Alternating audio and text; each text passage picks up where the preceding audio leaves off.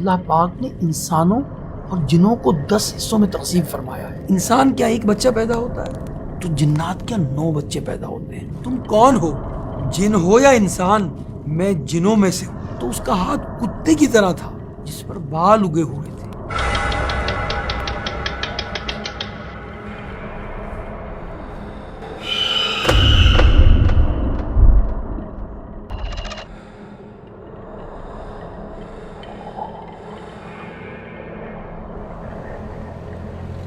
کسی محلے میں ایک حلوائی کی دکان تھی، مٹھائی کی دکان، اور رات بھر مٹھائیاں بنتی تھیں اور دکان جب کھلتی تھی تو مٹھائیاں کم، چمچم کم، رس گلے کم، رات بھر محنت اور صبح جو ہے اس محنت کا نتیجہ نہیں مل رہا تھا۔ کہنے والوں نے کہا جناب یہاں بونے آتے ہیں، یعنی جنات آتے ہیں، اس کو اڑا کر لے جاتے ہیں۔ اصل کارروائی کیا تھی؟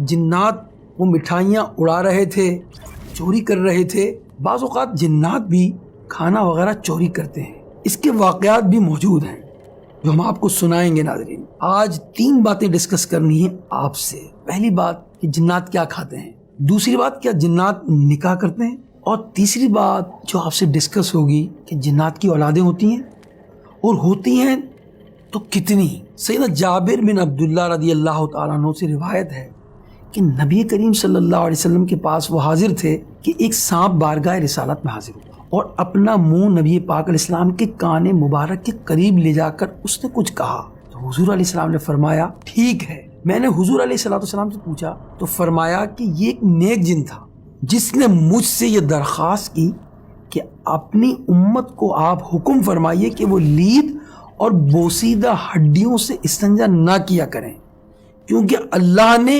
ان میں ہمارا رزق رکھا ہے۔ اسی طرح ایک موقع پر نبی کریم صلی اللہ علیہ وسلم کے قرب میں پانی نہیں تھا تو آپ نے حضرت ابو ہریرہ رضی اللہ تعالیٰ عنہ کو حکم فرمایا کہ میرے لیے پتھر تلاش کریں تاکہ میں اس سے استنجا کروں، لیکن ہڈی اور لید مت لانا۔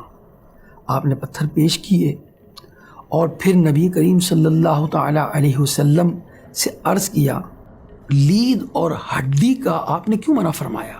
اس میں کیا لاجک ہے، کیا وجہ ہے؟ تو حضور علیہ السلام نے فرمایا یہ دونوں چیزیں جنات کی خوراک ہیں۔ سو ویورز، جب جنات کسی ہڈی یا گوبر کو اٹھاتے ہیں تو وہ ہمارے لیے تو ہڈی اور گوبر ہوتا ہے، مگر جنات کے لیے اس ہڈی پر گوشت اور گوبر میں دانے یا پھل ظاہر ہو جاتے ہیں جو ان کی خوراک بنتے ہیں۔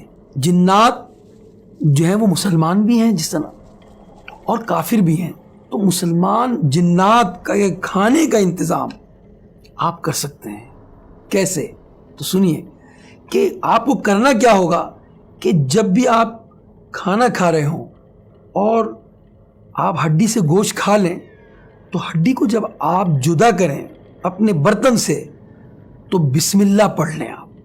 اس سے کیا ہوگا کہ آپ کی یہ چھوڑی ہوئی ہڈی صرف مسلمان جن کھا سکیں گے، کافر اور شریر جنات اس ہڈی کو نہیں کھا پائیں گے۔ تو یاد رہے ہڈی تو کیا، جس کھانے سے پہلے بسم اللہ پڑھی جائے تو شیطان اس میں شامل نہیں ہو پاتا، اگر ہو جائے تو الٹیاں کرتا ہے۔ جیسے کہ نبی پاک علیہ السلام ایک جگہ تشریف فرماتے، ایک شخص کھانا کھا رہا تھا، اس نے بسم اللہ نہیں پڑھی، یہاں تک کہ اس کے کھانے میں سے ایک لقمے کے سوا کچھ بھی باقی نہ بچا۔ جب ایک لقمہ اس نے اپنے منہ کی طرف اٹھایا اس وقت کہا بسم اللہ اولہ و آخرہ، تو نبی کریم صلی اللہ علیہ وسلم مسکرائے اور فرمایا شیطان اس کے ساتھ کھانا کھاتا رہا، پھر جب اس نے اللہ کا نام لیا تو جو کچھ شیطان کے پیٹ میں تھا سب اس نے قے کر دیا۔ تو ناظرین آپ نے دیکھا کہ بسم اللہ پڑھنے کی کتنی برکت ہے، شیطان اور جنات شامل نہیں ہوتے۔ آپ بسم اللہ پڑھیں گے اور اگر بھول جائیں تو جب یاد آ جائے پھر بسم اللہ دوبارہ پڑھ لیں، انشاءاللہ جنوں اور شیاطین سے حفاظت رہے گی۔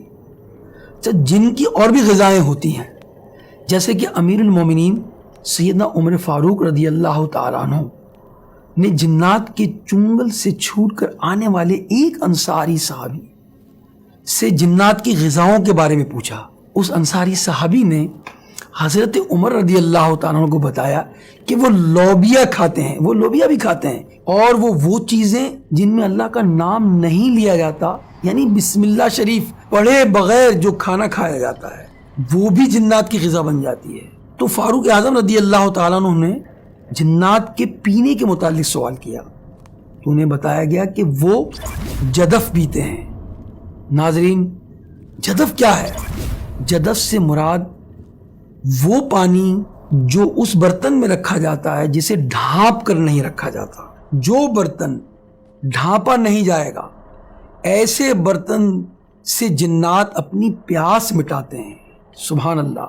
تو آپ نے اپنے برتنوں کو ڈھانپنا ہے۔ بعض لوگ گھر میں کھانا رات کو سوتے ہیں تو کھانا کھلا چھوڑ دیتے ہیں، پانی رکھتے ہیں تو اس کو ڈھک کر نہیں رکھتے۔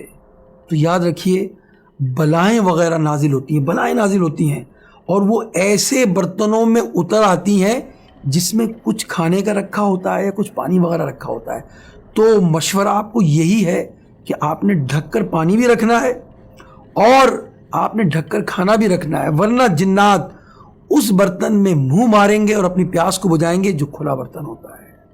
اسی طرح ایک صحابی رسول سیدنا ابی بن کعب رضی اللہ تعالیٰ عنہ فرماتے ہیں کہ ہمارا کھجوروں کا باغ تھا، میں ان کی دیکھ بھال کیا کرتا تھا، مجھے ایسا لگا جیسے میری کھجوریں روز بروز کم ہو رہی ہیں، چنانچہ میں نے رات کے وقت اس پر پہرا دینا شروع کیا کہ کم کیسے ہو رہی ہیں۔ اسی دوران ایک لڑکے کے مشابہ ایک چوپایا مجھے نظر آیا، اس نے مجھے سلام کیا، میں نے اس کے سلام کا جواب دیا اور پوچھا، تم کون ہو، جن ہو یا انسان؟ میرے سوال کرنے پر اس نے بتایا، میں جنوں میں سے ہوں۔ میں نے کہا، مجھے اپنا ہاتھ دکھاؤ۔ جب اس نے مجھے اپنا ہاتھ دکھایا تو اس کا ہاتھ کتے کی طرح تھا جس پر بال اگے ہوئے تھے۔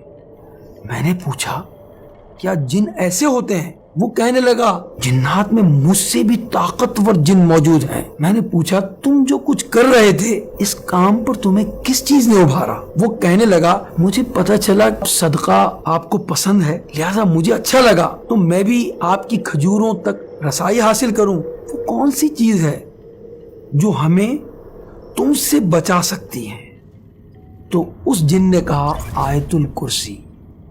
آپ رضی اللہ تعالیٰ عنہ فرماتے ہیں، یہ جو معاملہ ہوا پھر میں نے اس کے بعد اسے چھوڑ دیا اور میں صبح کو نبی کریم صلی اللہ علیہ وسلم کی بارگاہ میں حاضر ہوا اور رات کا معاملہ سنایا تو نبی پاک نے فرمایا وہ ایک خبیث جن تھا، وہ شیطان، اس نے بات سچی کہی۔ یہاں حدیث مبارک سے دو باتیں معلوم ہوئی، ایک تو یہ کہ جنات کھجوریں بھی کھا سکتے ہیں، اور دوسری یہ کہ ان سے بچنے کے لیے آیت الکرسی پڑھنی چاہیے۔ ناظرین، آیت الکرسی کو تو اپنا معمول بنانا چاہیے، اس سے شریر شیاطین سے، جنات سے بھی حفاظت رہے گی، چوروں سے بھی حفاظت رہے گی۔ ایک اور بات جو اہم ہے وہ میں آپ کی خدمت میں پیش کرنا چاہ رہا ہوں۔ بڑے بڑے علماء کرام نے اس بات کو اپنی کتابوں میں ذکر کیا ہے کہ مسلمانوں کے گھروں کی چھتوں پر مسلمان جنات رہتے ہیں۔ جب دوپہر اور رات کو دسترخوان بچھایا جاتا ہے، یعنی گھر کے افراد کھانا کھاتے ہیں، تو جنات بھی چھتوں سے اتر کر ساتھ بیٹھ جاتے ہیں اور کھانا شروع کر دیتے ہیں۔ ان کے ذریعے اللہ پاک شریر جنات کو بھگا دیتا ہے۔ جو مسلمان جنات ہیں، جو مانوس ہیں، جو شریر نہیں ہیں، وہ آپ کو انشاءاللہ نقصان نہیں پہنچائیں گے۔ اللہ آپ کی اور ہم سب کی حفاظت فرمائے شریر جنات سے۔ تو خلاصہ یہ نکلا میری گفتگو کا کہ لید، لوبیا، کھجور اور انسانوں کے کھانے، دیگر چیزیں جن پر بسم اللہ نہیں پڑھی جاتی، یہ جنوں کی خوراک بن جاتی ہے۔ یہاں تک تو بات تھی ناظرین جنات کی خوراک کے حوالے سے۔ اب یہ بات کہ وہ شادی کرتے ہیں یا نہیں، ان کا نکاح ہوتا ہے یا نہیں، اس کا جواب یہ ہے جی ہاں، وہ شادی کرتے ہیں۔ وہ ہماری طرح کھاتے پیتے بھی ہیں، شادیاں بھی کرتے ہیں۔ اور تیسری بات جو ہم نے کہی تھی کہ کیا ان کے یہاں اولادیں بھی ہوتی ہیں؟ جی ہاں، ان کی اولادیں ہوتی ہیں اور ان کی نسل بڑھتی رہتی ہے۔ رب کریم نے قرآن مجید میں فرمایا، یعنی بھلا کیا اسے اور اس کی اولاد کو میرے سوا دوست بناتے ہو اور وہ تمہارے دشمن ہیں۔ یہاں آیت میں لفظ ذریت استعمال ہوا ہے، اس کا مطلب اولاد ہے۔ مفسرین کے مطابق بھی یہاں ذریت سے مراد شیطان کی اولاد ہے۔ ایک حدیث میں آپ کی خدمت میں پیش کر رہا ہوں جس کے راوی حضرت قتادہ رضی اللہ تعالیٰ عنہ۔ کہ جنات کی بھی اسی طرح اولاد پیدا ہوتی ہے جس طرح انسانوں کی پیدا ہوتی ہے، اور جنات کثیر تعداد میں پیدا ہوتے ہیں۔ جنات کے ہاں بہت بڑی تعداد میں بچوں کی پیدائش ہوتی ہے۔ ایک روایت میں آتا ہے کہ اللہ پاک نے انسانوں اور جنوں کو 10 حصوں میں تقسیم فرمایا ہے۔ ان میں سے 9 حصے جنات ہیں اور 1 حصہ انسان ہے۔ انسان کیا ایک بچہ پیدا ہوتا ہے تو جنات کیا 9 بچے پیدا ہوتے ہیں۔ کتنا ڈفرینس ہے، کتنی ان کی اولاد پیدا ہوتی ہے۔ اس بات کو سامنے رکھتے ہوئے ہم یہ کہہ سکتے ہیں کہ اس دنیا میں جنات انسانوں کے مقابلے میں 9 گنا زیادہ ہیں۔ اور جو بات ہم نے سنی کہ جنات بھی شادیاں کرتے ہیں، تو جی ہاں وہ شادیاں آپس میں کرتے ہیں، مگر یہ نہیں ہو سکتا کہ انسان جن کے ساتھ شادی کرے یا کوئی جن انسان کے ساتھ شادی کرے۔